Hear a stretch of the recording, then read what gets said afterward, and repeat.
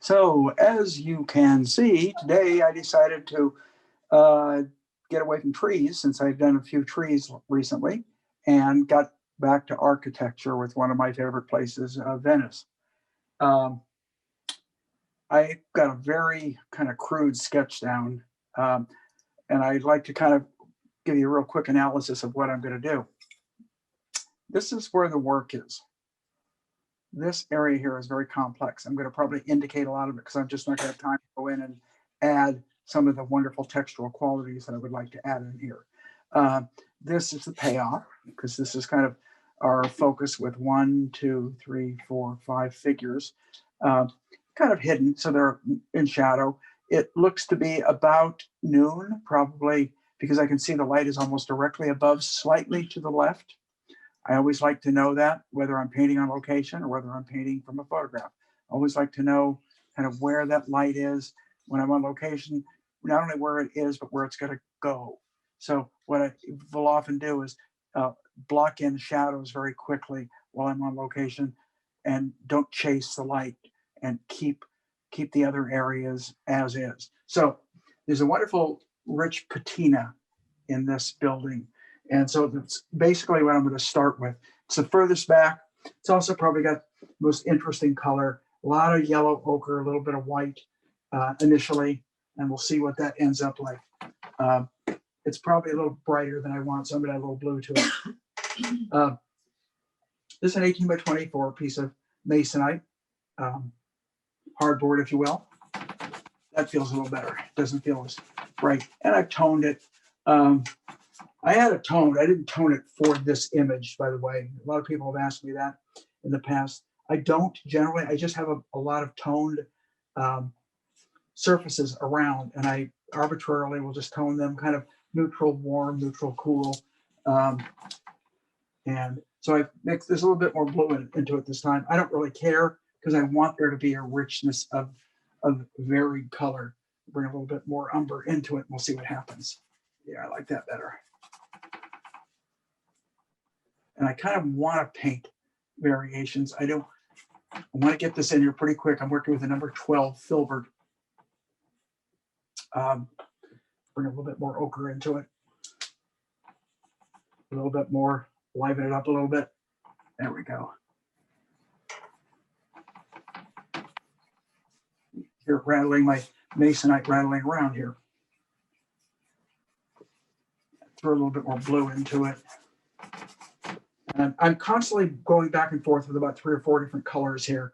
I have to add a little medium to it because the paint is feeling a little bit on the stiff side. And when the paint feels stiff, you just got to loosen it up. The only way you can loosen it up is with medium.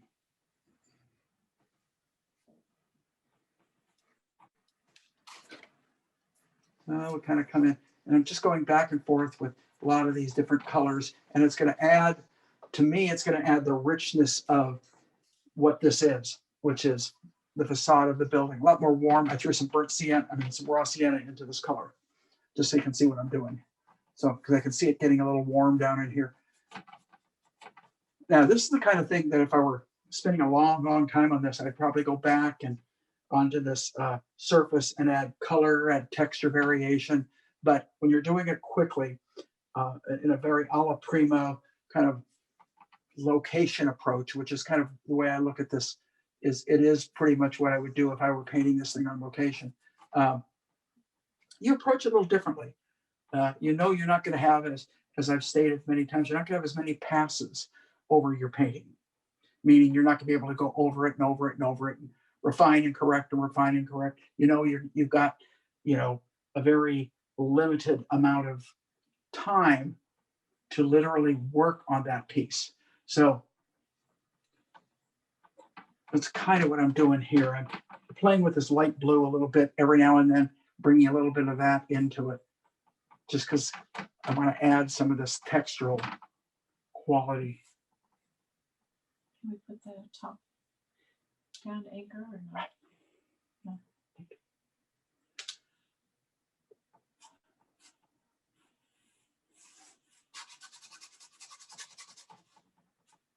And it gets really cool and light in there. So I add a little bit of white and blue to that color. If it comes out too light, I'll just push it back into the paint. I know I say that a lot. I guess at the color, guess at the value, and if it's wrong, if I'm painting into wet paint, I know I can just kind of push that back into the paint a little bit. I mix a little blue and brown in there just to get some of these drip marks from the rain.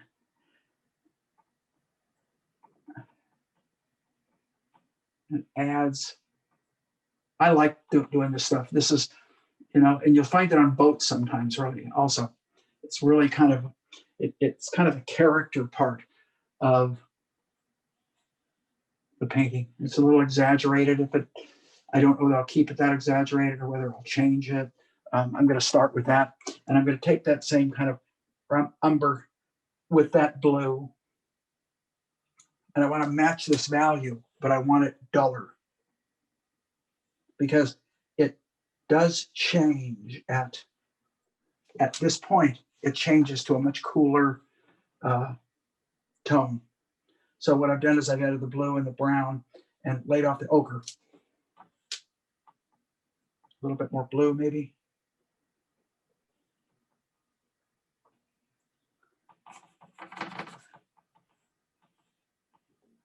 And we'll bring it in here, down. I'm mixing some of those other colors into it. Unfortunately, I didn't want to, but when you don't clean your brush thoroughly, you get a lot of intermixing.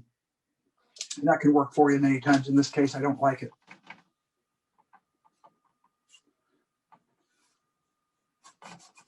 That's a pretty good color that I've got right there. Took me a little bit to get to it. Just kind of normal. There are variations in that color. It's not all clean and flat. So a lot of times I like to remix the color and see if I can make it a little bit more interesting. Just add a little bit of Naples. I can actually see worms in there too. I can see them kind of sneaking down right in there. So I just kind of went back, scuffed my brush into the raw sienna and just kind of going to bring some worms, maybe a little umber, huh? Because it wasn't quite dark enough.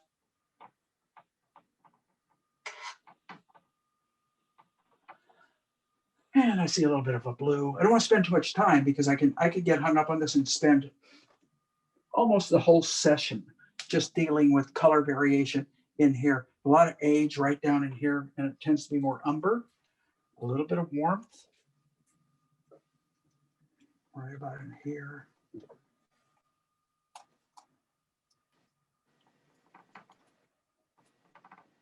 A lot of times you just have to almost let your brush just kind of set down and make the mark for you rather than you try and stroke the mark.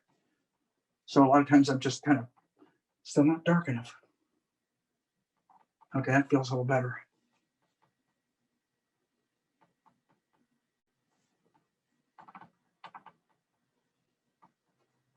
And this is where I can really come in and deal with a little bit of other color variation in there because it's not a color. So I'm throwing a little bit of raw sienna back into that color, and I'm going to leave it. I'd like to spend more time on it, but I don't. I know if I do, I'm never going to. This is the hard part, time-wise. It's got a lot of intricacy in it.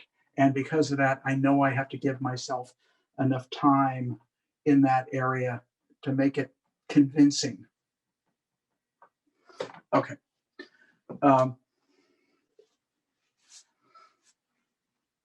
This window here, really warm. Let's raw sienna. I'm going to start with just raw sienna right there. A little bit sneaking through here. And then it goes back kind of close to the color of the base, which is kind of in this range.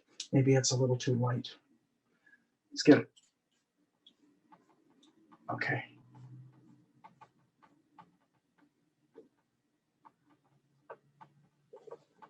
And then up above the window, it's pretty warm up here. Okay. So let's get back into this area, since this is the area that's going to cause me the most trouble. I know for a fact. And by trouble, I mean time. There's just a lot going on. I may end up having to simplify some of it just in order to get it done.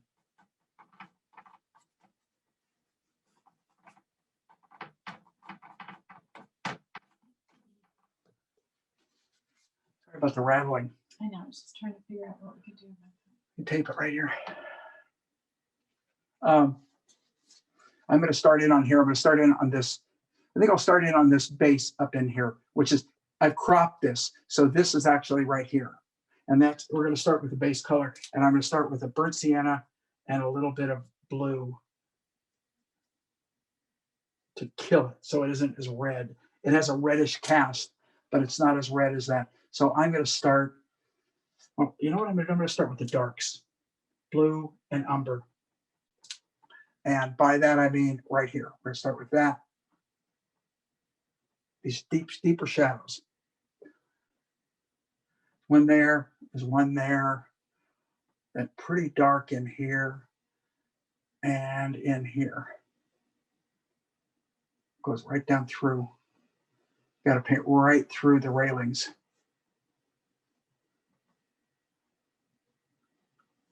Okay, now we'll get the lighter color. I'm actually going to switch brushes, switch down to a number, what is this, a number 8, with a little bit of more burnt sienna into it, maybe a little ochre thrown into the burnt sienna or white. It's still mixed into the blue, so it's not real bright, but I'm going to test it. That's pretty good. A little bit more red, maybe. And we'll come right here. And I've got to stay with it whether I'm right or wrong, just because of time.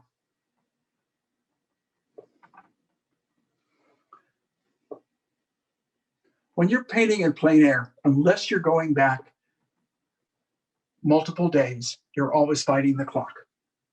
And the clock is literally the light.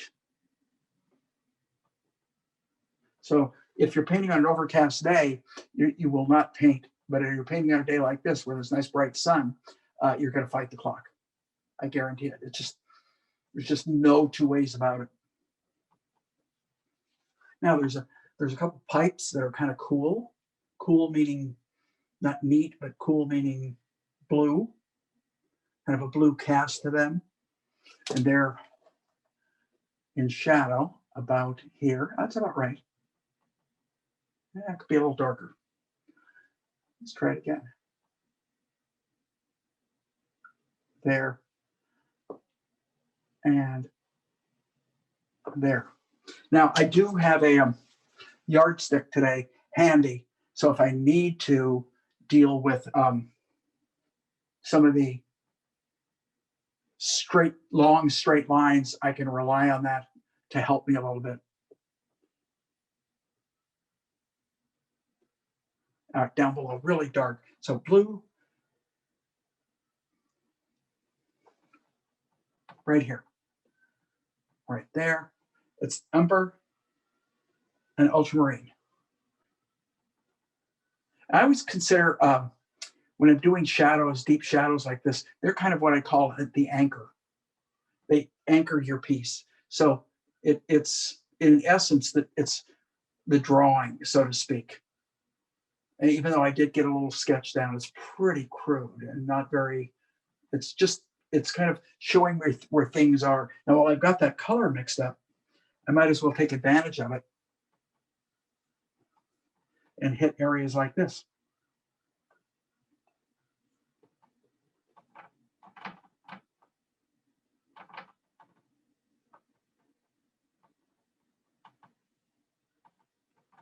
Might as well get it at the same time. But you got the colors. No sense in, hopefully I'll keep that color, which is my darkest dark, somewhere in my palette, so that I can go back and use it in time to time. Although it's not a tremendously difficult color to remix.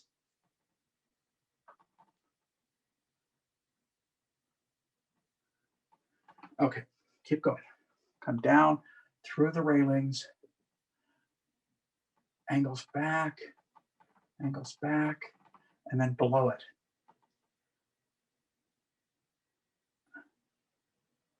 lightens a little bit.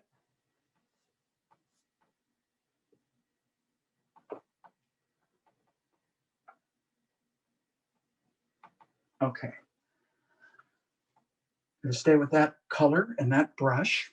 And I'm going to try and lay in all those darks that I begin to see, because I don't want to have to remix them. This might be a little bit different in value and color, but right now it's going to be the dark, the premier dark that I'm using. A little bit around the character, but he's kind of in there in kind of a crude fashion anyway. So when I get down to him is when I'll worry about any sort of refined quality in the character. I like that color just a little bit, probably a little too much, because I see a little bit of a in there. And what hopefully this will begin to do is establish the overall value pattern of the shadows particularly.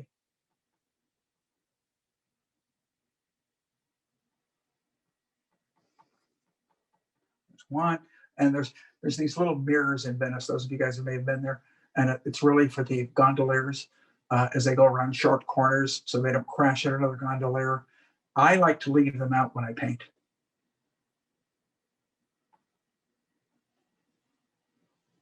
Just because they're kind of 20th century, 21st century, and I don't want, I want this to feel a little bit more period, a little more timeless.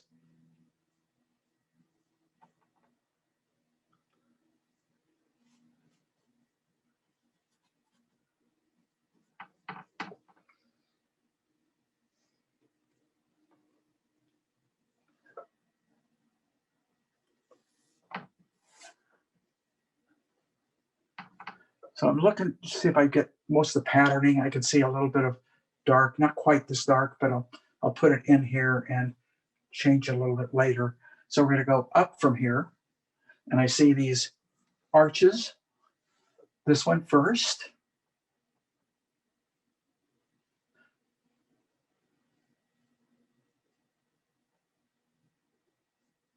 And this one second.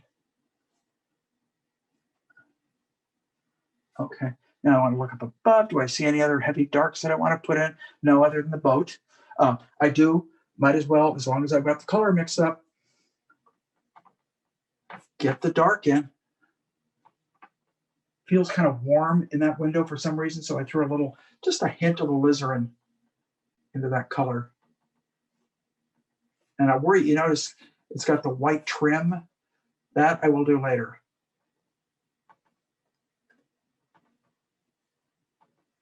And I know a lot of times their tendency is to want to finish off an area. And it's almost the worst thing you can do on something like this, particularly if you're painting a location. But if you're painting with a time frame, the reason is because you get one whole thing done, and then the rest of it you don't get completed at all. So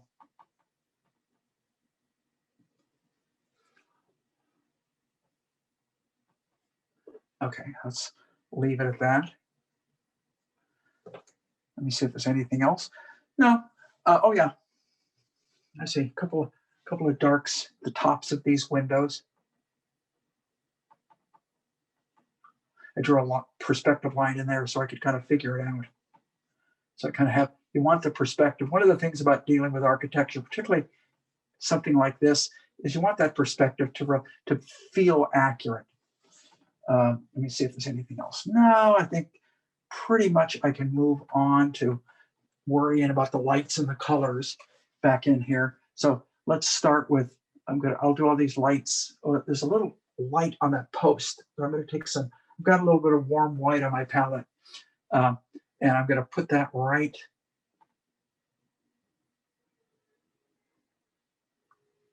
there.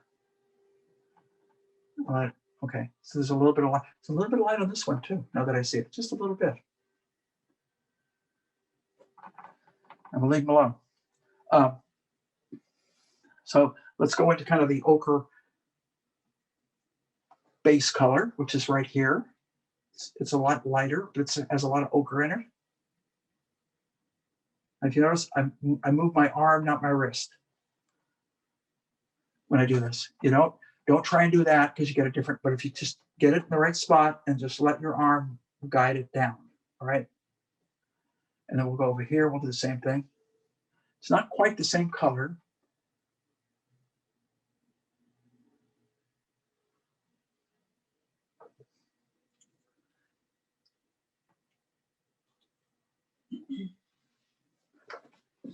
Okay.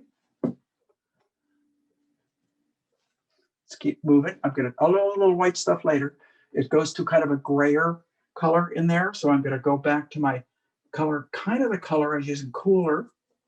Let's see what happens with this. It's a cool, yeah, it doesn't look too bad. It's a little blue, brown, and white, a little bit whiter.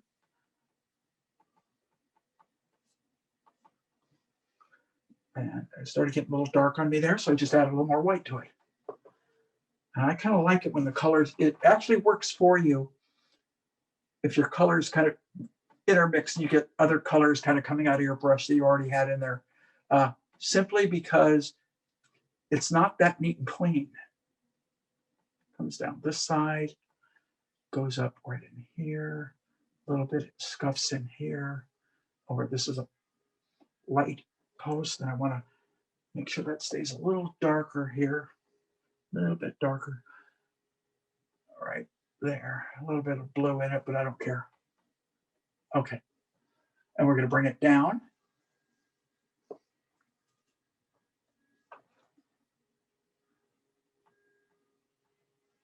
To about here. Then it gets that kind of warm cast, so we'll bring a little umber back into it.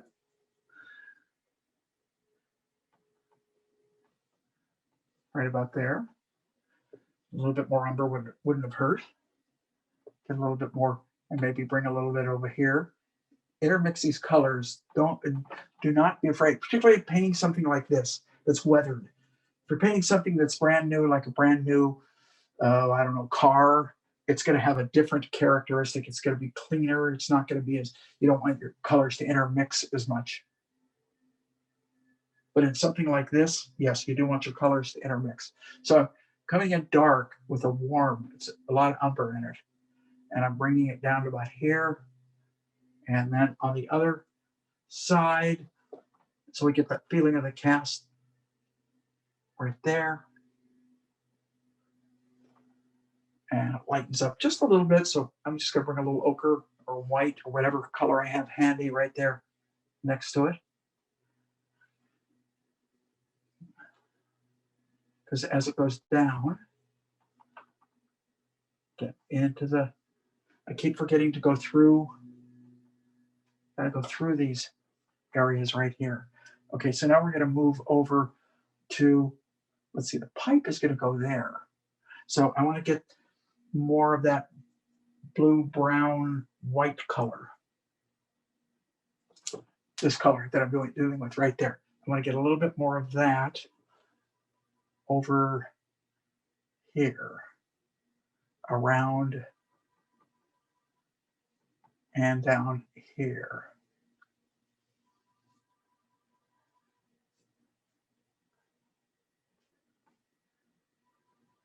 And it's going to sneak its way down through here. And then this gets kind of gray and dirty. And it's the easiest way for me to say it. It's not, I'm mixing a gray, basically, with a lot of blue and brown.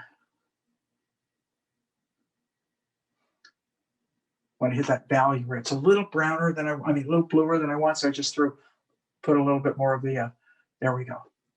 We'll go there, up,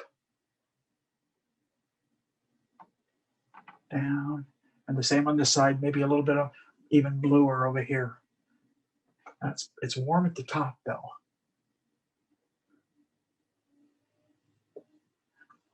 And then cooler and lighter as it goes down, even lighter still. So we're getting the feeling of that. Now what's this down in here? Very similar, maybe a little darker. So a little bit more blue, a little bit more umber.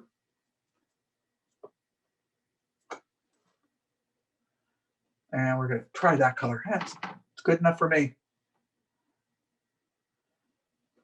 I got to find out where I am. I'm right. 1, 2, 3. I'm going behind this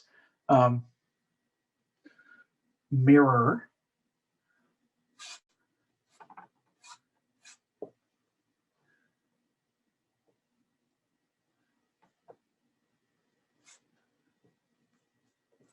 It's nice and got a little dirt in it, which is good. I want to get a little darker down here.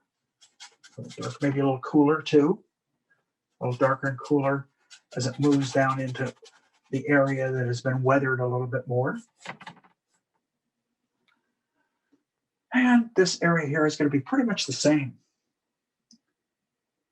Probably could have just painted those two together. But that's too white. You see how bright and white that is? So you just scuff it. You just move a color into it. And this is where sometimes, and I know I've mentioned this many, many times, being wrong can actually help you.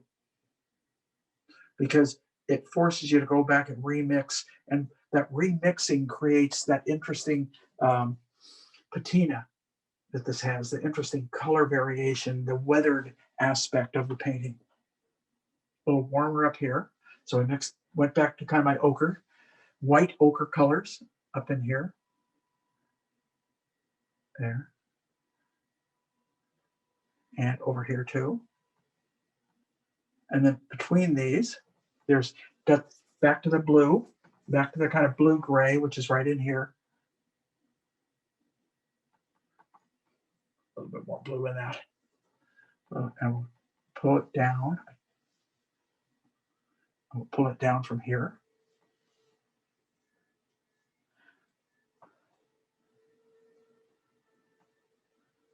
As it goes up around, soften that up. That great color right here.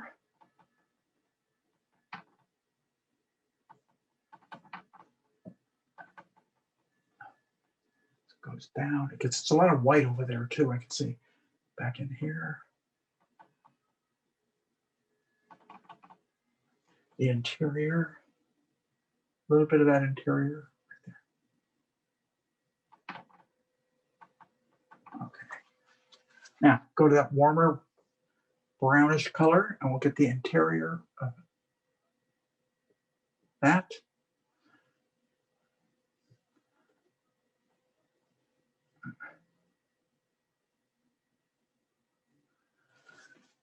Okay. Keep moving. Go to the darker color as it goes down almost along the water here. It gets pretty dark right about in there. And then it scuffs up here. So this is where you kind of use that almost color I was using in the window, because it's going to paint into the paint. So it's going to lighten automatically. So you don't have to mix that perfect color. You're going to bring all this scuffing. I call it scuffing. I call it, when I paint like this and I'm just trying to get arbitrary kind of aged marks, I've just always referred to that as if I'm scuffing stuff in. It's because I'm not really just kind of letting it kind of fit into the painting and I'm not trying to force it into the painting. So we're going to go real dark. Right there.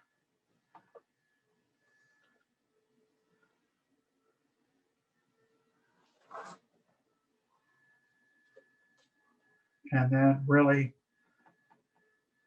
down as it hits the water right there. It's going to get quite dark right there. Okay. So we're going to leave that. Just going to kind of leave it for right now. Kind of have to, because I got to keep moving. I'm going to bring that down. It gets lighter. This is very easy to lose your place. And I've been on location and done that many a time where I've painted and I've just literally lost my place. And I have to go back and find a landmark, some sort of landmark that helps me clarify what I'm doing. Now I'm going to go to a smaller brush. I've got a number 6, I think, flat here. And I'm going to try and hit some of those whites in. Add a little bit of warm white to the that kind of brown color, kind of that are this kind of neutral color. We want to go a little whiter in here. A little whiter there.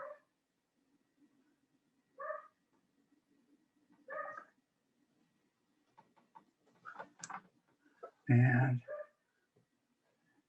not quite as white, but almost right here.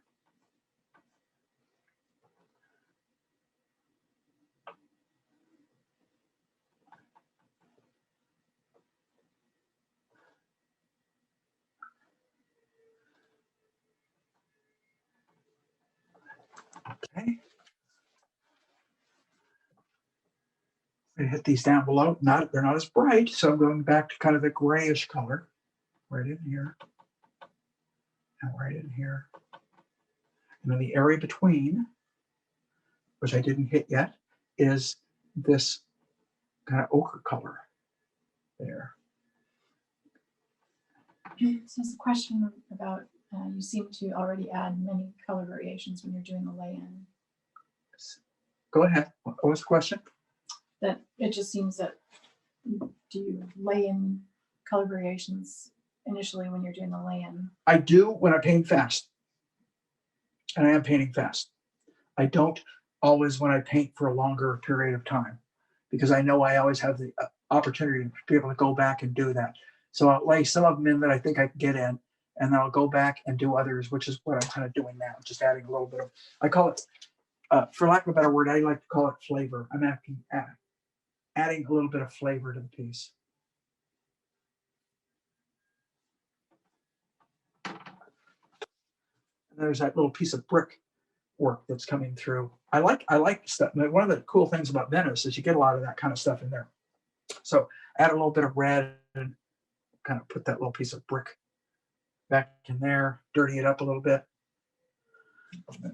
bring it there. Where else do I see it? A little bit of it up in here, not as bright. So I just added a little bit more.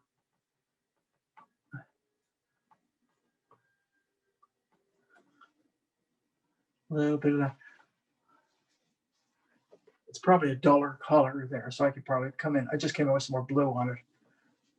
Now, I just noticed something else that I missed, and that is the ledge above this arch, which is right here. So the blue, the brown, anything I can use red, green, any of my super dark colors to get that dark, rich color. There, down, down. And it's a little cooler as it comes down, meaning a little bit more of the blue cast into it.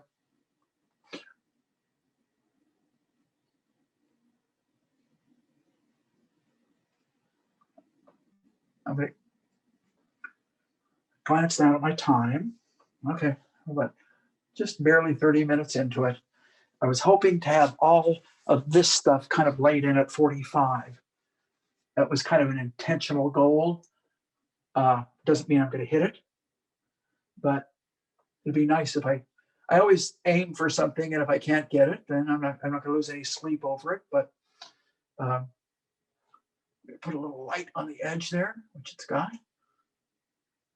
Yeah, and it's got a little bit of piece of light kind of snickering back here and coming up above. The same, coming right about in here. There we go. And it makes it feel detailed. All right. And that's kind of what we're trying to do here, is trying to give the character of the detail.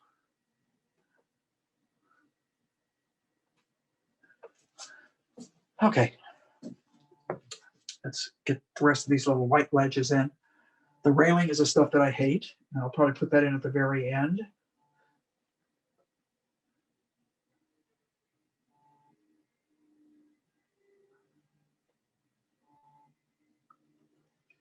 Cooler on the sides. A little bit of it right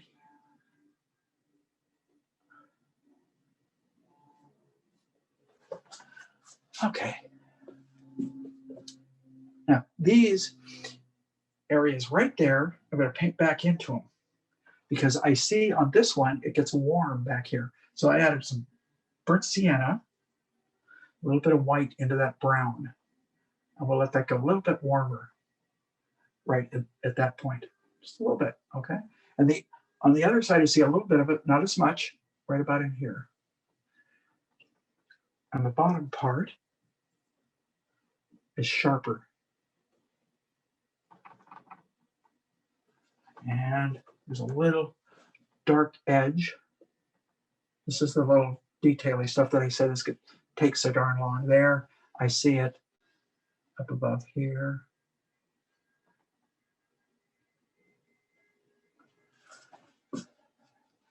That kind of stuff, honestly, you can really spend a long time on that I just did. Going back and constantly redefining, just clarifying it a little bit more.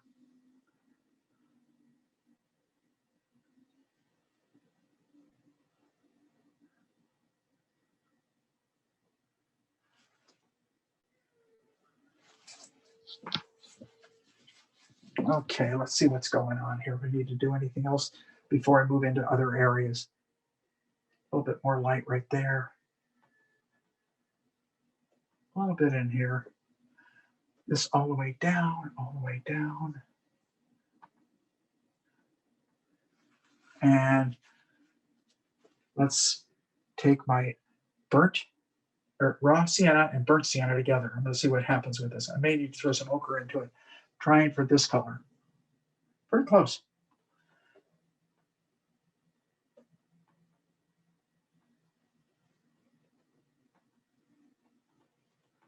So there's a whole process to painting, no matter whether you're painting a figure or whether you're painting architecture, whether you're painting landscape. There is this definite process that all paintings have, and they almost have to go through. And it's for lack of a better way of describing it, it's a building process.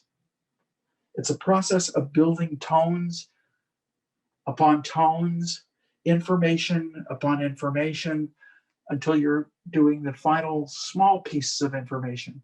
But it's not just one clean pass and you're done. It's like building, reassessing, figuring things out, clarifying, refining. All those aspects go into any painting that you may do.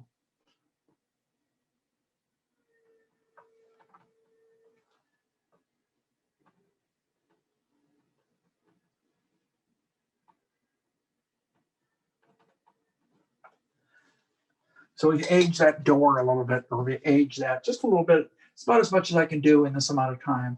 But it was important that I got a little bit of age into that. I'm going to take the same two colors, and I'm going to use, this time I'm going to use,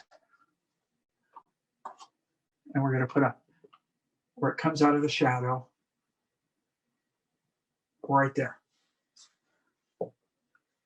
And the same on the right side, which I really kind of muffed up on because I didn't do that deep shadow all the way over, and I should have, because this shadow comes over here, just like it engulfs that.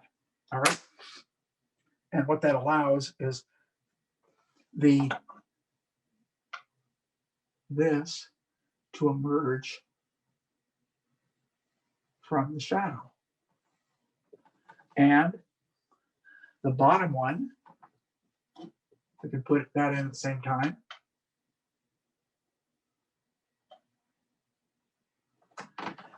So there we've got, and if I need to illuminate those more, I will.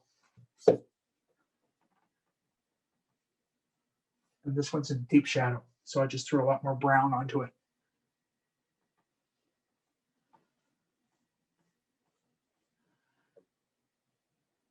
Okay, so a little bit of a dark edge right here also.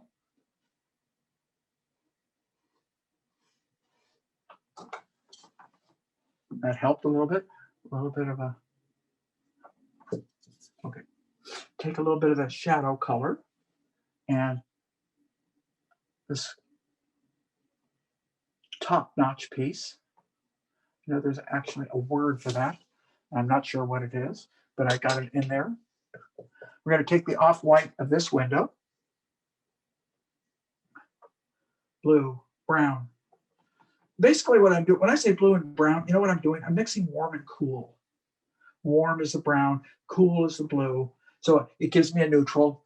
And then from the neutral, I just decide whether I need to make it more. See, now that shadow needs to come way down. So let's bring it down. And then, so this light is really more like right in here. Just means when I laid the shadow in, I was wrong. And I've been wrong so many times. Whoa. Whoa. Did I put that right in the lens? That's okay. There we go. The blue and the brown together, giving that shadow back.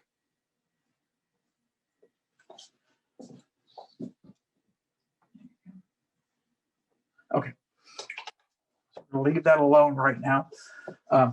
Kind of move a little bit into this area, kind of finish it off so I can get down into the bottom area. This area, if need be, I'm just going to paint it dark with a few little indications in there. I can see right now I need to put a little bit of tonality into right there and a little bit on the edge as it comes down.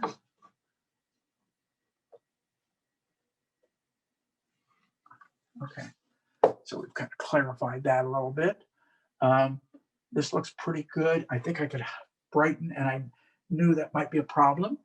So a little more Rossiano, and we're going to key this up a little bit so it stands out in the light a little bit more. I knew I might be a little dark when I first put that in there. I was trying to hit the color that I needed. It makes it feel more like there's light hitting it now. All right. This pipe comes all the way down into here and stays in deep shadow.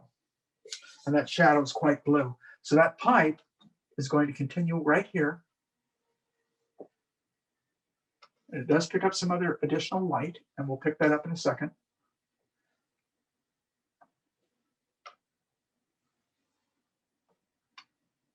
Okay. That helped. Now we'll put the little piece of light on it, which is the warm white. A little bit of medium to make it stick. Hold this.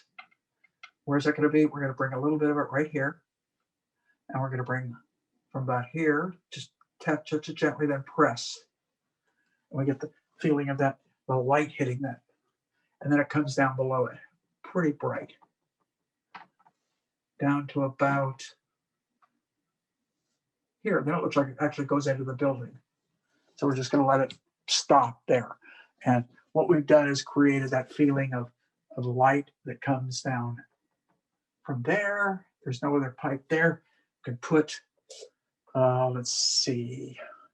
I'm just looking around here, see if there's anything I need to do immediately before I get into these areas back in here. I know I'm going to have to kind of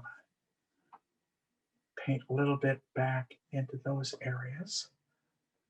And I'm going to take a darker tone with a little blue. I'm going to put this grayish tone, gray-brown stain on the side of that window. Oh, I like the fact the colors didn't mix. Can you hold the stick down? Yeah, and they mixed on the, put a little hint of dark there. And I'm going to go back into and put a few more little dabs of warm. I didn't have that strong enough, I could tell, but it's starting to shape up. That's a little off. So, whoops, you see I messed up there? Color too dark? No problem. Use the color. Just push it back into get that, the overall patina of that tone behind working. Okay. All right, I'm going to get this down. I'm going to go in with a small brush now. And I'm going to add a few little lights with my warm white. And see if I can, I'm going to use this as a mole stick now. so that I can actually do a few. I'm going to hit a little light here. Light. There it is. You can see it. It's back on the interior. It's right here.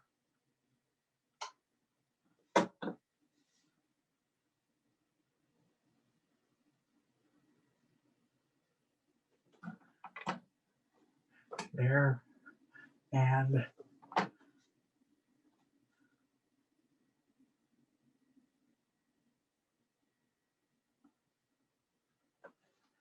up and over.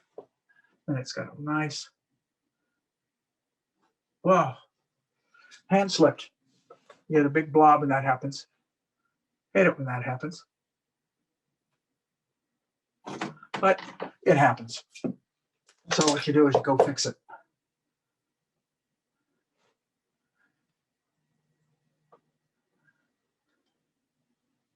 Oops, not dark enough.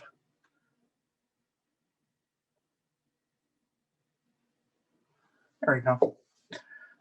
Little mistake here. Let it stay. Fix. Yeah, as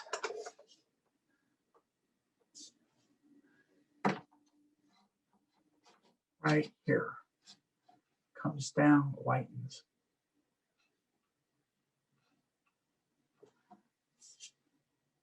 And there's a beam or something right about here. And it's dark. There. All right.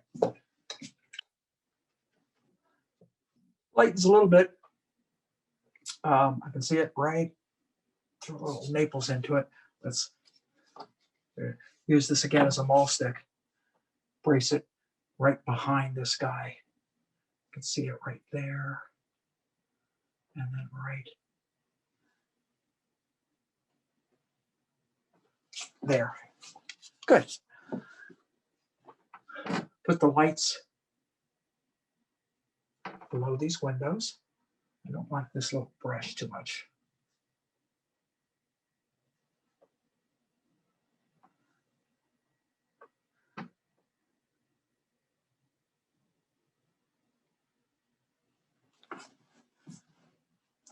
So you can see by this little tiny stuff that I'm adding starts to make it appear finished more. And that's really what you're trying to do at this point, is you're just trying to give it the illusion of completion.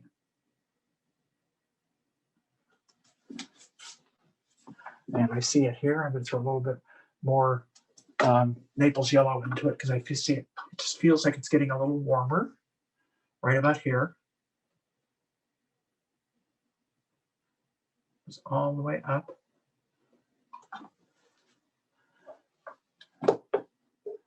And then the strong, this is what I was checking on earlier, my perspective. A little there, and then a little grayer below it.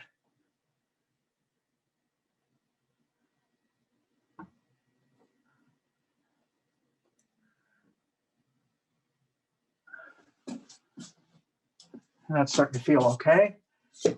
This looks okay. We gotta chew it up a little bit here. Let's get some other things going.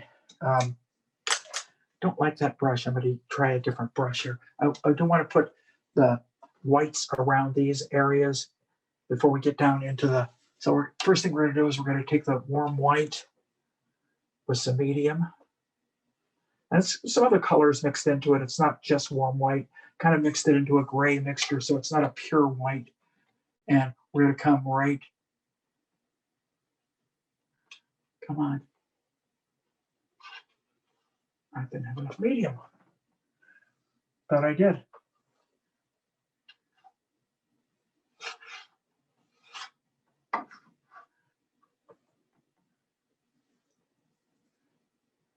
Okay, we'll try it on this side. It's a little cooler.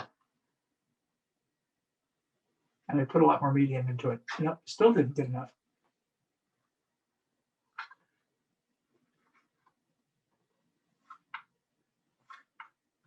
A lot of times this gessoed cardboard really absorbs paint. And when it does, you have to add a lot more medium to get it to work because it absorbs. If you use terp a lot, it will absorb it. And I will do the one below. And I try not to rest it all the way on there. So I've got my finger on the right side so it's not 100% underneath.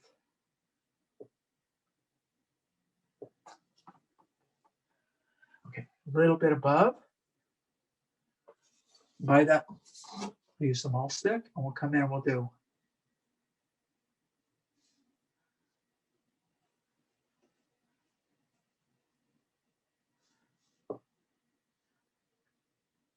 up above here. Bring some more warm white into it, a little more medium.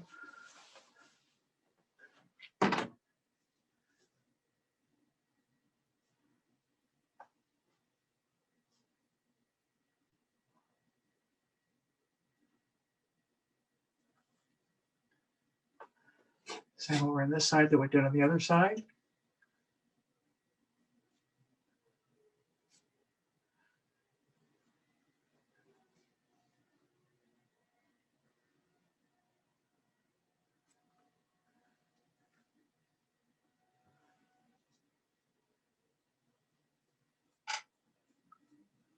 Put a little bit in here and then let it lose it. Same here. Put a little bit, a little flicker of light every now and then hits. Okay, we're going to leave it. Don't have time to really fuss with anymore. Although there is some really nice blue-gray. This isn't a clean white.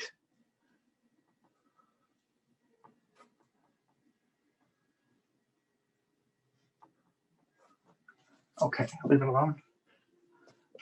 Now there's that white window here.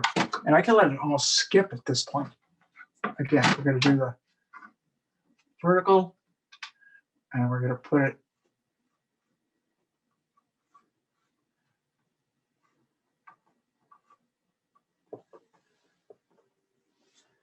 and it's cleaner on the top. Doesn't have to be, but from what I can see, it is.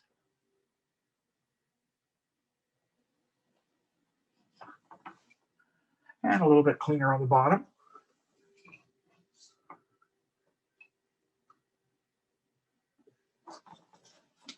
So we get the feeling, the correctness. Now, let's get the other two windows. This one. This one.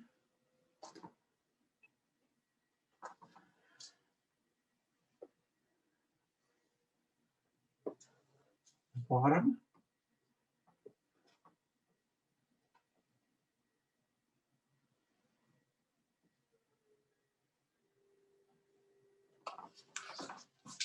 Starts to finish off the building somewhat.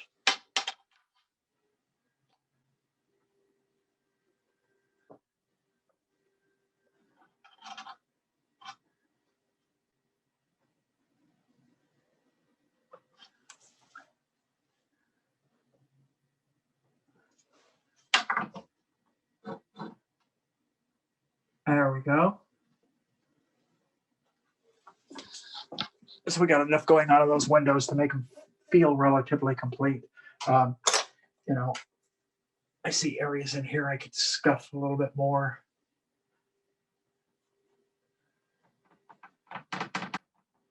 Okay, don't want to spend too. Let's get the water in. Okay. Sandy wants to know, when you're going across the canvas horizontally with the stick, how do you avoid getting it on the paint? Is your left hand holding it? You see what I'm doing? I'm holding this. So my finger is underneath, resting on the dry canvas. So it's just touching here. So I'm not laying it all the way down. I'm laying it, I'm going to exaggerate. I'm laying it this way. This is just a little off. All you got to do is keep your finger so it isn't touching, and then it'll only touch on the corner. Hopefully that explains it. I know what I mean. I hope you know what I mean. And if you don't, say so, because I'll clarify it even more. She's got it. Okay. I just saw that. I would add, I could add into this forever, honestly, but we got to keep moving. So I'm going to get that watercolor in. And we're going to start with kind of a green, blue-green version of that. It's bluer or greener up in here. Oh, that's just about right. Hang on, let me get that in there. When I come that close,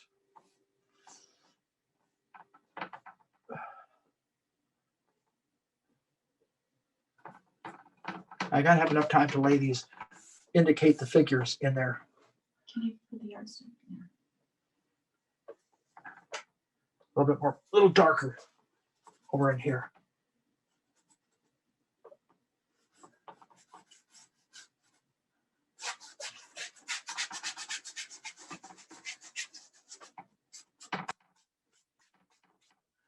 And get that gray, dark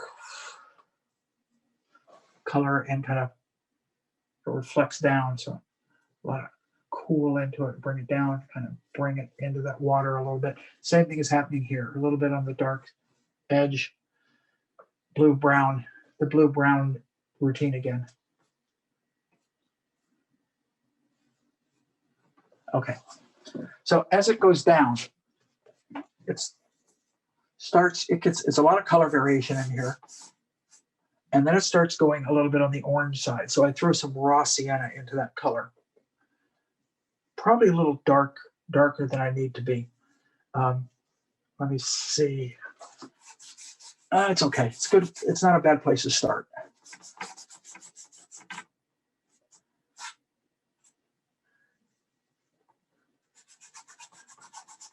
A little lighter and bluer, right about there.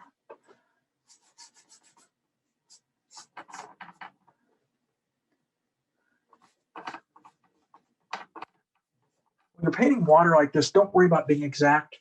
Simply keep in mind that the water is moving and it probably reflects a lot of the different colors. So this window here reflects probably about at this point. It looks to me like it does. And that's this dark that we have in there is that window. And I'm going to use the blue and the brown with a little bit more on the brown side, a little medium. And we're going to kind of look at down and we're just going to kind of move the brush so it kind of captures the movement that we begin to see in the water. I see a nice dark sneaking in from here. I'm not sure what that's from. A few little darks in here. There we go. I grabbed the red and the green this time.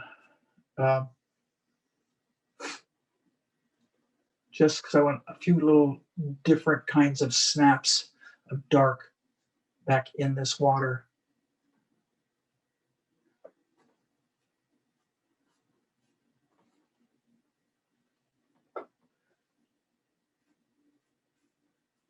Okay, let's get that boat in there.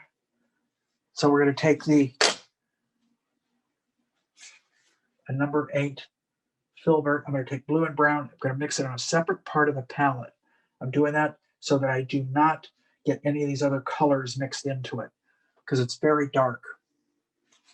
And I think just looking at what I did, I've got to come in closer. I didn't come in close enough to the boat. That's why it's better to overlap usually.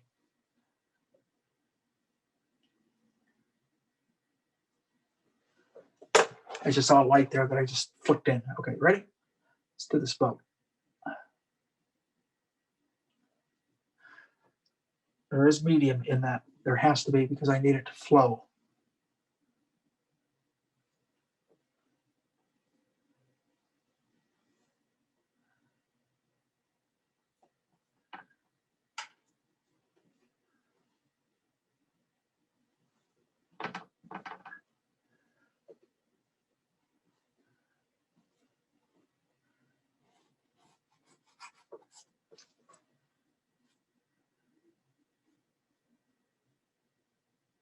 And when I've got those colors mixed, run them right into the figures in the back of the boat. Mitchell wants to know what medium are you using, the gel? I am using, I have the gel out, but it hasn't worked as well today for some reason. So I dipped more into the safflower. And sometimes it feels fine and sometimes I have to switch. So I switch off quite often.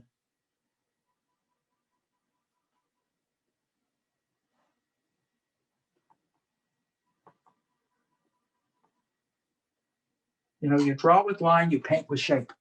When you draw as you paint, you're dealing with shape.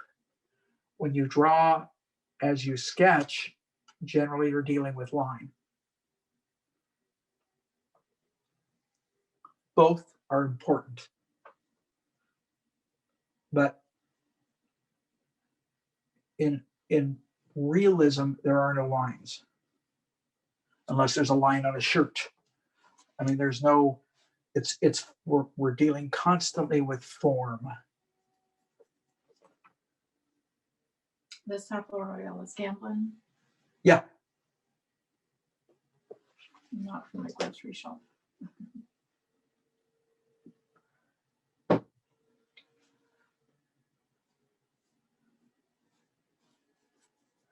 And I mixed up a darker green, kind of a gray green color, just to get, I have to get a tone in here and have to get it in here pretty quick. So I think I was pretty close to the color I wanted. I don't know if I'm exactly right, but I think I'm close. And when you're painting quickly, again, I'm going to relate this once again to painting on location. When you're painting on location, you can't sit there and go, that's not quite right, I'll fix it again. And you have to make 2 or 3 decisions and then live with it.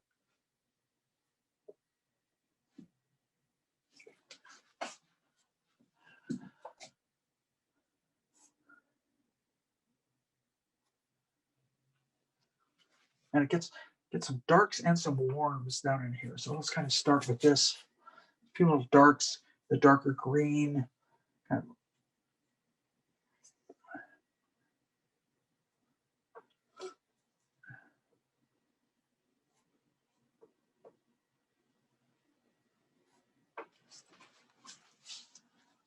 a little bit of kind of an orangish color. I'm going to take raw sienna, maybe a hint of white if I need it.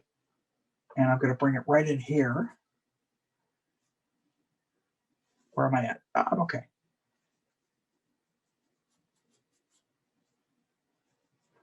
And same color, right?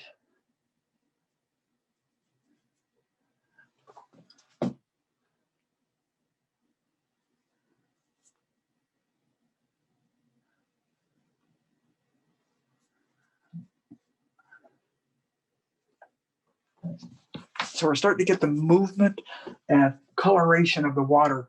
Be wrong, keep changing. All you're going to do is add more texture to the water when you do that. It'll actually work for you.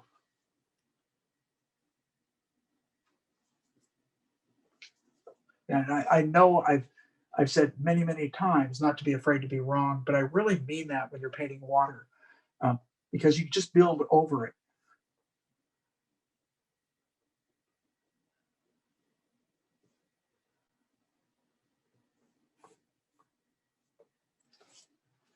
And I see other dirtier colors back in here. And you see me wiggle my brush, and I'm just trying to give the movement of the water with that, rather than try and paint strictly horizontals. The water just feels like it almost zigzags at times.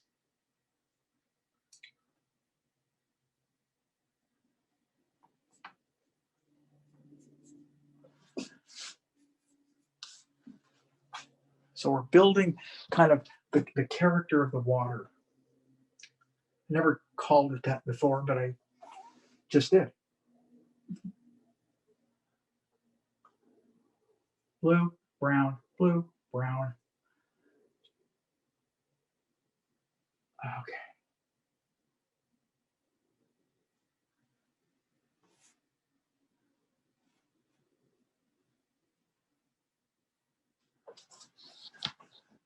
Feeling of the appropriateness of that transition from architecture down into water, getting the approximate correct reflective quality of that. It's starting to look good. It still feels incomplete. And I've got a lot of other little things to do, so I can't make it maybe as complete as I would like it.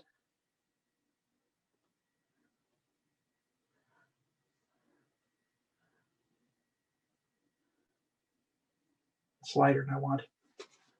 So when that happens, take one of your brushes. This happens to be a fan, and just lose it. That sure helped. When in doubt, blur it. I actually mean that. I know I'm just saying it like I'm joking, but truthfully, when that happens, fuzz it. Get rid of it. It's not working.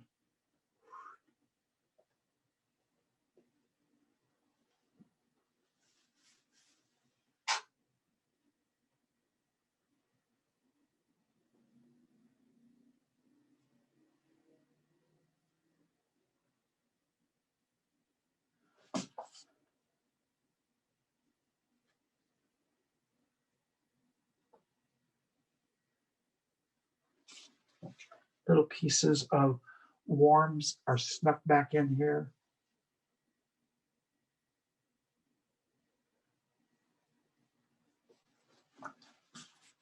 See, that's starting to work okay. This back in here still isn't because it's too vacant.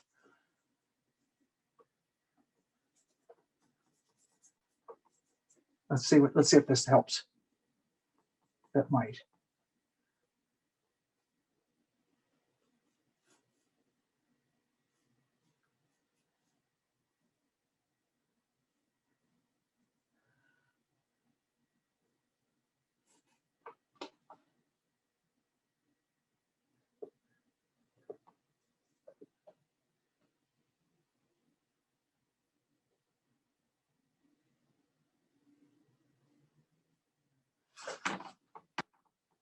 I'm working warm into cool, cool into warm, and I'm based it. Everything is based on what I see. It's not. I'm not really inventing anything. Let's get this in, and then let's finish with those guys. Okay, got about 25 minutes, so let's get this left side in. Dark, slightly warm. Big brush, biggest brush I got. Number 12 right now.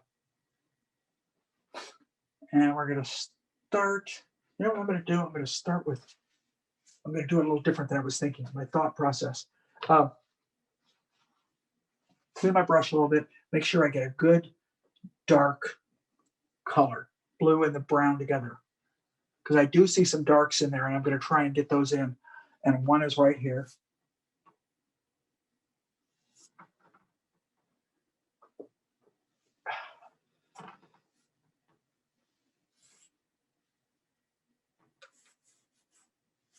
I don't even know if you guys can see all this because the values are so close here. You almost can't see it. And then it goes into shadow, and the shadow reflects in the water. And that's what you get right in here. Is the shadow kind of. Okay, so same color, blue, as dark as I can go. Blue. I wish I had the asphalt out, but I don't. I can get a little darker with that. Up here, big window.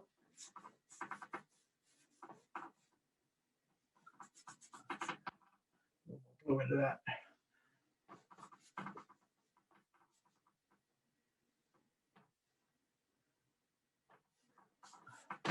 Down there, up the top. This goes up higher, goes all the way up. And this is a balcony. This is the top of the balcony. And this is the base, and it's pretty darn dark too. So we want to stay with these real dark colors.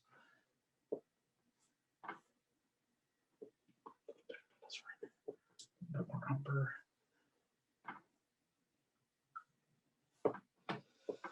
Why don't you have asphaltum today? I'm sorry, what was that? Why don't you have asphaltum? You mentioned you don't have it. Asphaltum is a little darker than an umber. It would allow me to get darker darks. That's all. But where is it? Where is it? Yeah. It's in my cache of paints. Oh, okay. I just didn't lay it out today. I really didn't know I was going to need it. Mm-hmm. I usually lay colors out thinking, oh, this will work.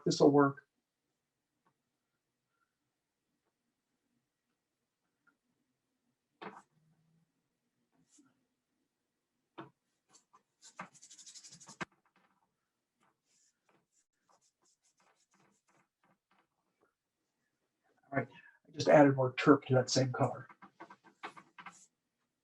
And we got a little arch around that. Gets a little bit of an arch around that. Pretty dark right here. It's almost all the same value. So I just want this side to match. And I think I went too far with it. So what that means generally is I would have to come in and do a little etching. Etch that back. And these buildings are so old that they aren't 100%. And if you guys, anybody that's been to Venice, you're going to know you guys have seen buildings that are leaning. So there's a lot of things that are absolutely not 100% square. So, you know, you can write this, and sometimes I write mistakes off to the way, well, that's how it really is. You know, it's like, that's just the way it is. So I'm going to take a little bit of a lighter color, not much, maybe umber, and maybe throw a little ochre into it. Because a little bit warmer. Yeah, that feels pretty good. Maybe I'll put a little alizarin into that. Whoa. I keep forgetting a little alizarin goes a long way.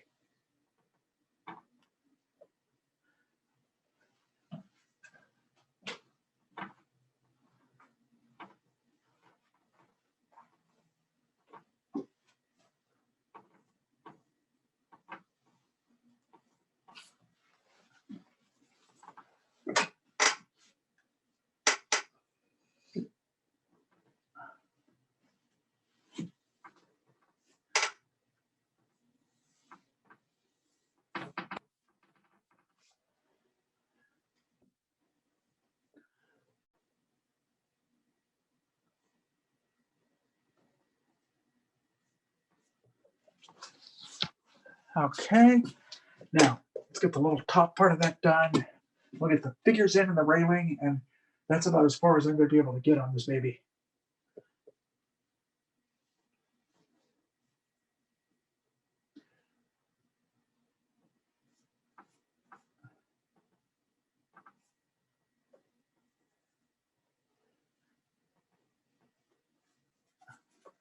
Just take some of that color, move it down here.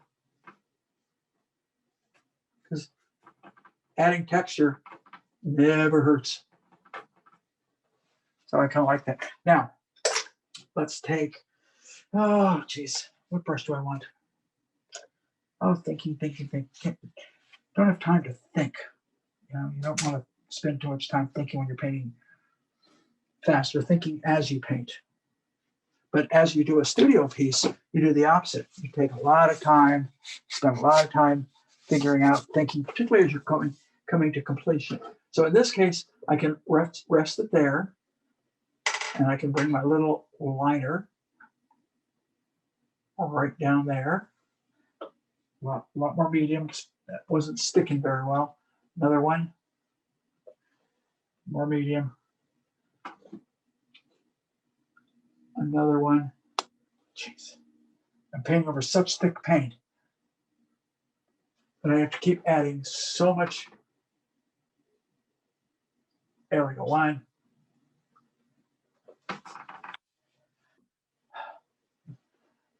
Okay, so now we're going to bring the horizontal, just like I told. Let's see if I can do it this way. There, it's 1, 2, 3.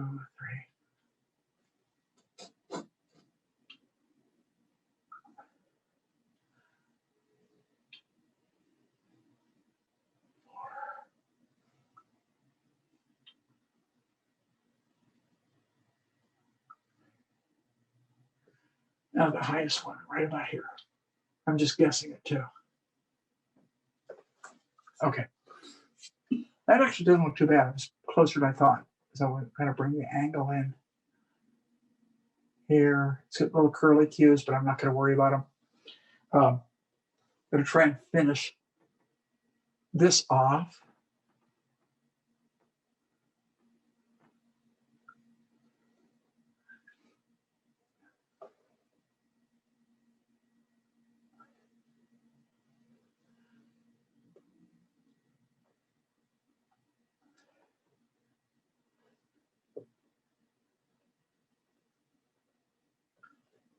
Got to get enough pigment and make it wet enough so I keep picking up. There we go.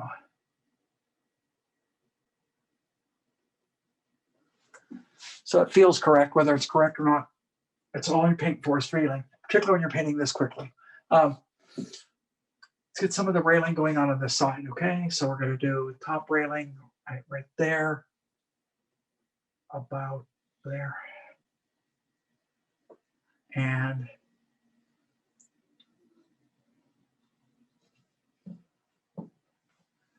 let's see, this comes all the way out to here.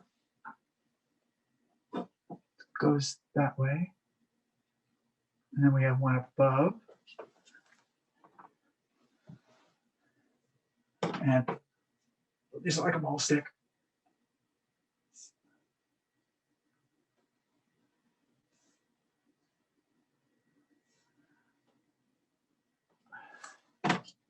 I have a harder time. I feel a little more confident doing horizontals than I do verticals.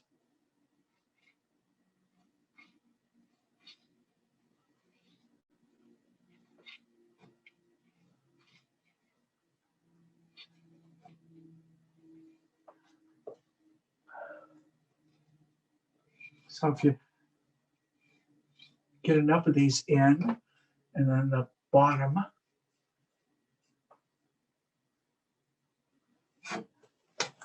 Well, I made a mistake there, but I'm going to fix it right now. It actually comes down lower. So I'm just adding an extra beam in.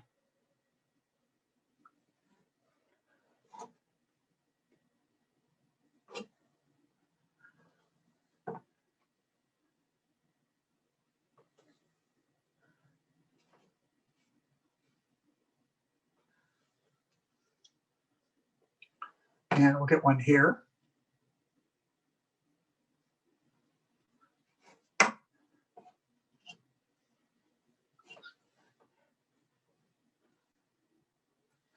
And with the same in here, we're going to just kind of feel them out. 1, 2. Just not sticking. But it doesn't. I'm just adding a lot more chirp, you guys, just in case you're wondering, because it's got to be super wet. Otherwise, it's just not going to stick. Because I'm painting into paint that's already quite wet.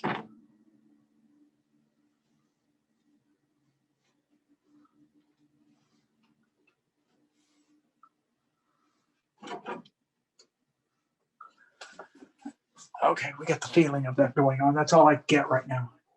It's just get as much of the accurate kind of feeling. Okay.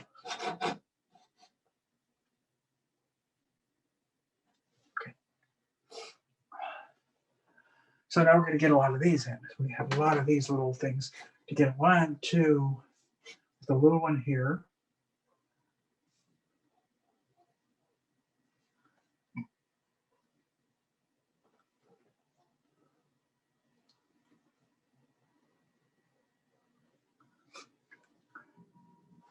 And one that sits over here. I'm getting a sloppy tip on this brush, so I'm not able to get a.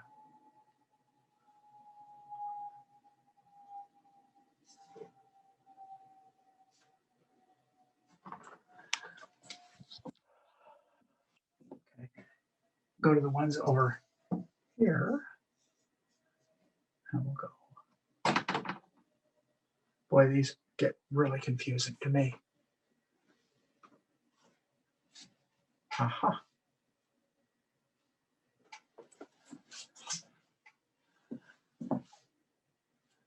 I gotta leave myself a little bit of time to get those figures in.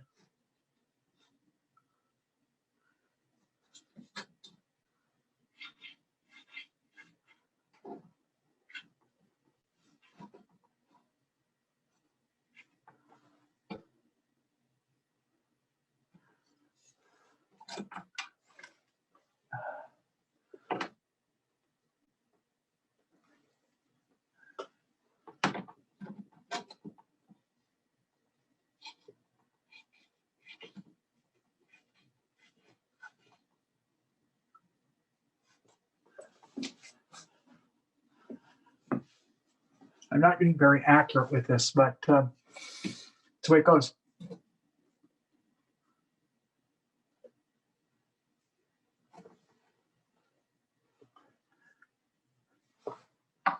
And get a little bit of the feeling of this end one in. It's a lot denser. So I can actually use a brush more like this. I'm going to have to. Because it's pretty dense right in here. Dense meaning we get a lot of overlapping.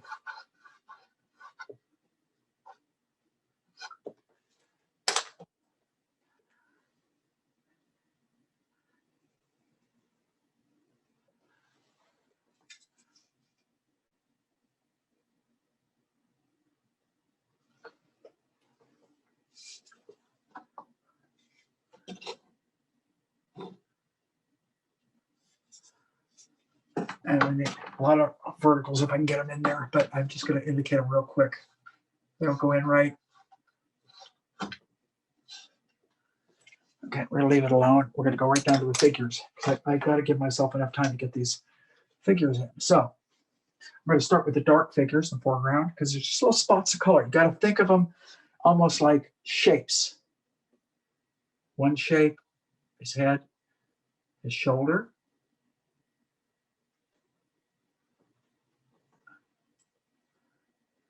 her head, her back,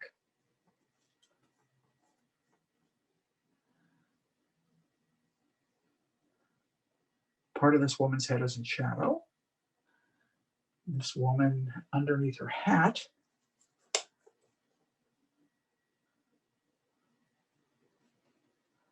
There, and her dark outfit.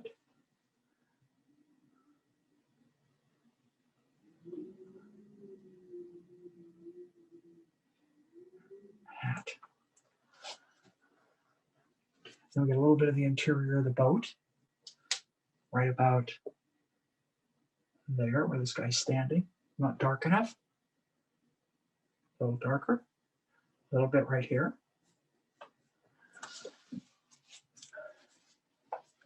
Her arm is illuminated.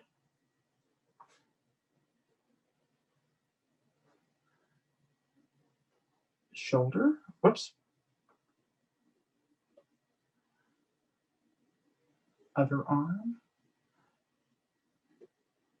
Her hand goes back into deeper shadow.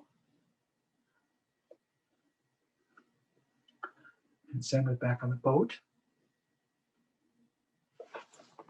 So these are spots of color that hopefully will feel like figures when they're all put together. Face, it's a guy's face right here. And then that woman is wearing kind of a pink outfit. Little beautiful, wonderful spot of color there. Back behind her, it's white. He has dark hair.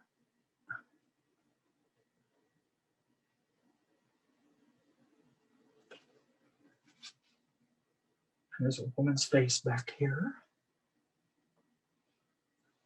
About 10 minutes. This guy's face up here. I can do a couple things with him, I think. Let's see. Let's take this little brush. Dark hair.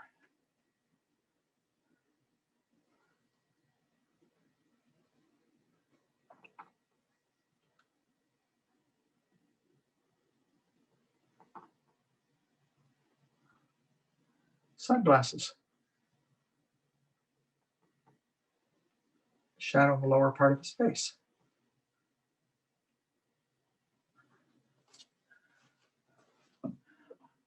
Let's get his outfit. Is on the left side. It's pretty dark. It falls into shadow. So okay, keep it on the cool side. There it is.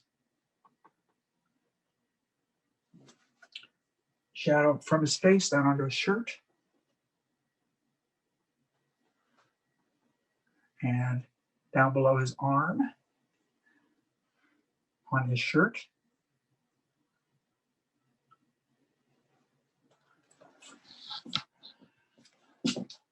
Woman sitting back here, her hair. She's got sunglasses on.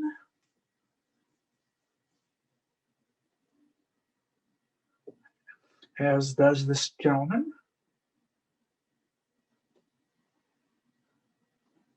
As does this woman. Obviously, it's bright. It's a bright day. And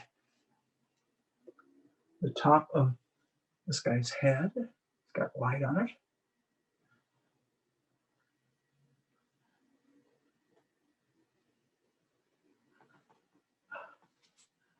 And that arm comes down across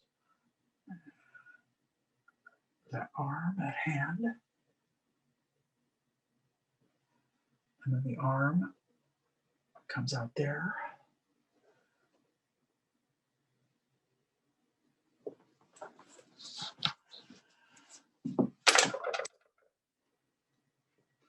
Got to hit one other thing on his face, and that is, whoops, his nose. Jeez, I give that guy a huge nose. Let's fix that. I mean, you can be really loose and blobby, but there are some things that just look ridiculous. Okay, that's a little bit better. That feels a little better. Now let's put the white of his shirt in, and there's some whites back behind some of these people in the boat too. So I'm going to take this little. There's a blue cushion.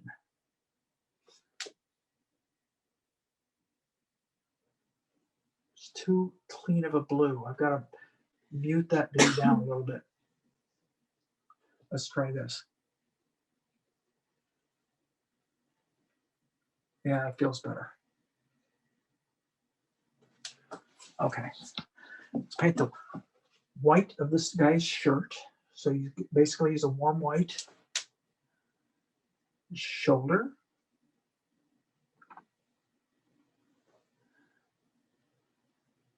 Shoulder.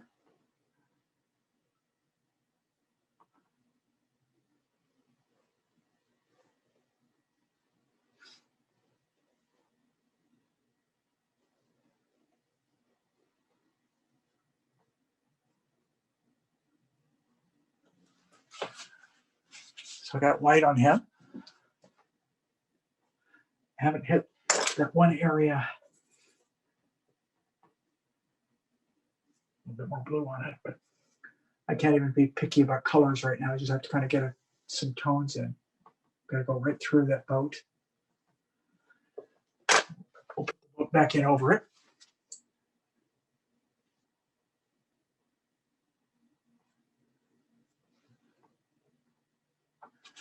And we got a little bit of this guy's shoulder in shadow. Too strong.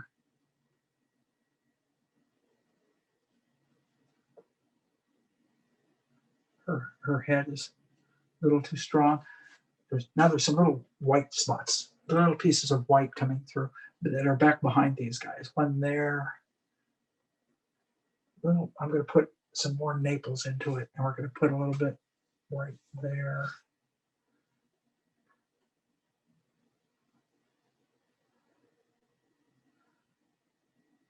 The top of that lady's hat.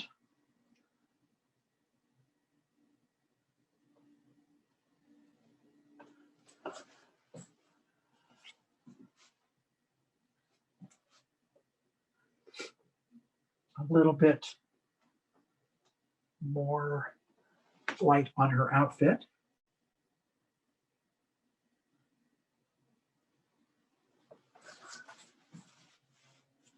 And we're going to take a little liner and see if we can get a couple things in. Some stripes on his shirt, the pole that he's using on his gondola. So we're going to try and go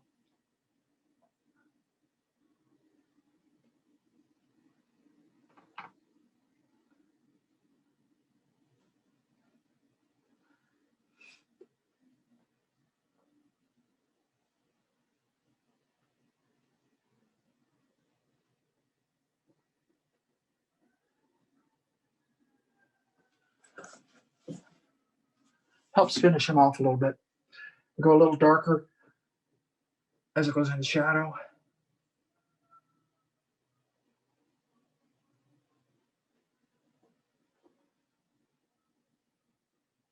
guy's face, slow it down a little bit. Now let's get the gondola oar, so to speak. So it's that hand to that hand. And we want it striking about here in the water. So I just want to double check hand to hand. It looks like it's about right. We're going to do the dark first.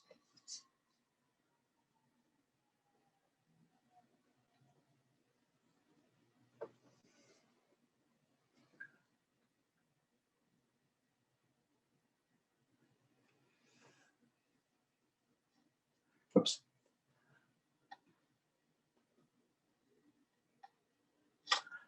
A little bit of the reflection.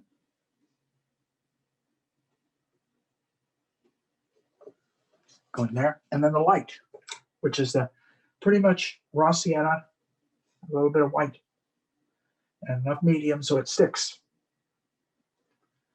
And we'll give it a shot. Let's see. Come from the water.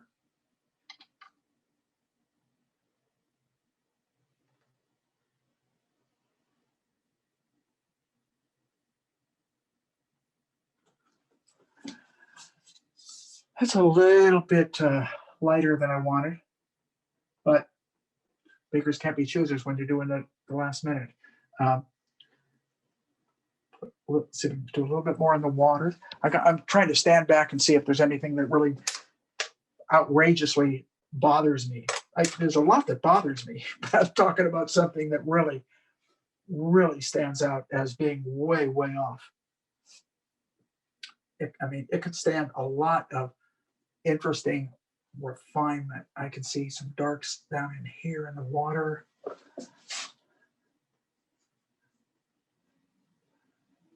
There, let's see. A little bit back in here.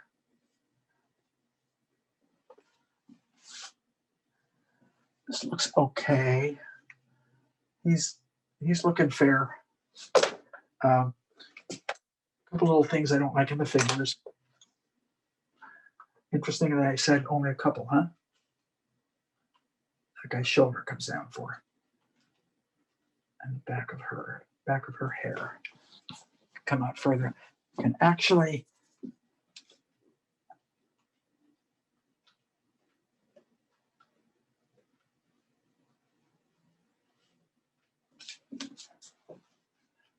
he's actually looking okay. That kind of shocks me that I didn't expect that. I wanted it, I just didn't expect it.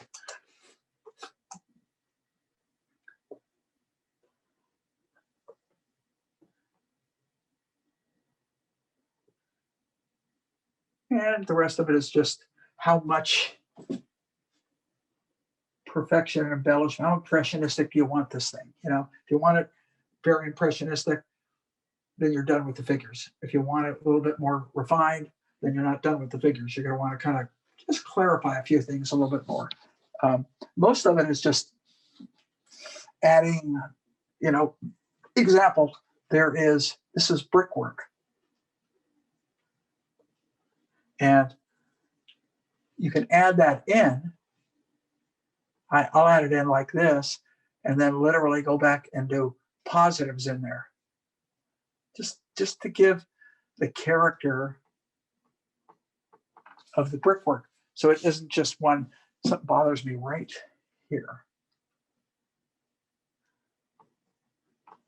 Kind of like the looseness there. I'm happy with that. The transition here looks pretty good.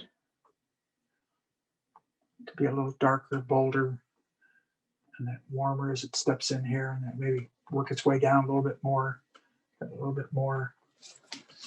build up. But to me, the beauty of an image like this is this. This needs to be feel right, but it doesn't have to be really refined. It has to have the appropriate character. And it's a word I use a lot. I think it's probably because it's an important word.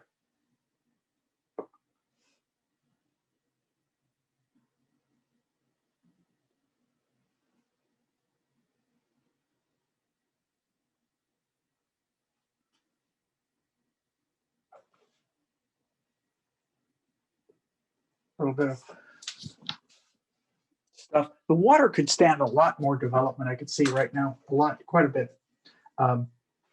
Back in here, I could add.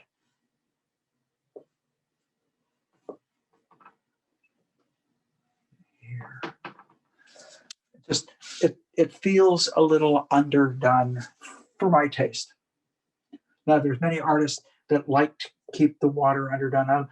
One of the things that I like about water like this is the abstractness of it, the feeling that it's kind of it's moving. So it's not clear. So if you paint from life, it's really kind of fun because you don't have the opportunity to be super accurate, and you really have to observe and kind of capture the movement of the water. It's kind of like painting waves, when you're on location. It's like they don't stop and wait for you. Right, Anna? Mm-hmm. And I was just painting some a few weeks ago. Basically, it's about it. I don't know that I'm going to get a lot more done. I could see a little bit. I'll do one more thing. How's that? I see this rust belt right here. And then a white, kind of light colored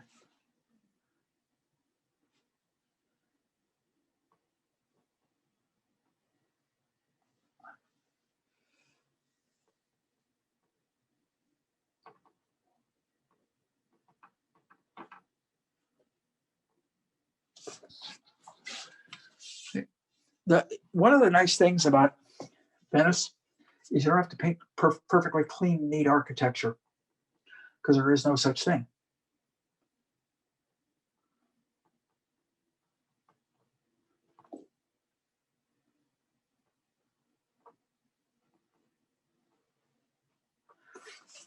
Any event, that's probably all I'm going to get out of this session today. So hopefully you guys got the idea of how to kind of go about doing something of this nature that's kind of relatively busy, has a lot of stuff going on, and how to indicate it in a way that's kind of an abbreviated fashion. It's not